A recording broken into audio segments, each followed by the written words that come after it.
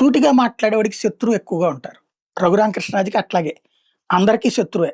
అందరూ మొహాన నవ్వుతా మాట్లాడినా, ఈయనతో ఎందుకొచ్చిన గొడవలేరా బాబు అని పక్కకెళ్ళిపోతారనమాట. ఆయన నవ్వినా, వెటకారం చేసినా అంతే ఉంటుంది. సొమ్ముంది, నాలెడ్జుంది, పలుకుబడుంది.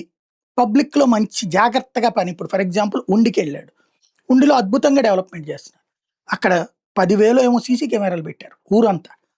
అది అక్కడున్న వ్యాపారుల చేతనే డబ్బులు పెట్టిచ్చారు. బట్ దానివల్ల ఎంత సెక్యూరిటీ, సేఫ్టీ ఉంది. అట్లాగే చెరువులు క్లీన్ చేయిచ్చారు. ఎట్లాగా అక్కడ కాలుష్యం చేసే వాళ్ళ చేతన డబ్బులు పెట్టిచ్చి చేపిచ్చారు. ఓవరాల్‌గా నియోజకవర్గ అభివృద్ధి విషయంలో లంచాలు, అవినీతి లేకుండా జాగ్రత్త చర్యలు తీసుకుంటున్నారు. ఈవెన్ జిల్లా హెడ్ క్వార్టర్‌నే తన ఊరికి తీసుకొస్తుండేటప్పటికి మిగతా వాళ్ళు ఓ రకంగా చెప్పాలంటే తగవుబడుతున్నారు.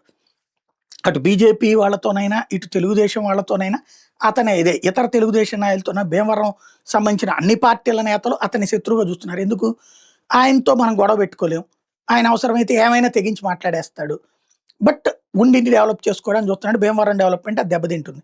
అలాగని గట్టిగా ఆయన మీద మాట్లాడితే ఆయన రివర్స్‌లో వచ్చేస్తాడు అన్నటువంటి భయం. ఇప్పుడు రఘురామకృష్ణరాజు చివరికి నిన్న పవన్ కళ్యాణ్‌కే సెటైర్ ఏసేటప్పటికి ఒక్కసారి షాక్ అయిపోయారు.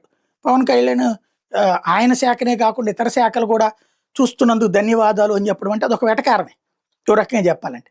ఎట్ ద సేమ్ టైమ్ పేకాటకి సంబంధించి ఎవరు చెప్పారో నాకు తెలీదు గానీ, అంటే ఎవరో చెప్పారనే కదా అక్కడ ఉద్దేశ్యం.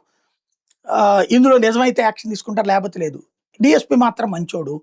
తద్వారా మొహమాటం లేకుండా తన వైఖరి చెప్పడం ద్వారా ఎవరేమనుకుంటారో అని కాకుండా తను ఏ మాటకైతే ఎవరి గురించి అయితే కట్టుబడి ఉన్నాడో ఆళ్ళ విషయంలో మొహమాటమే లేదన్నటువంటి సంకేతాన్ని ఇచ్చారు.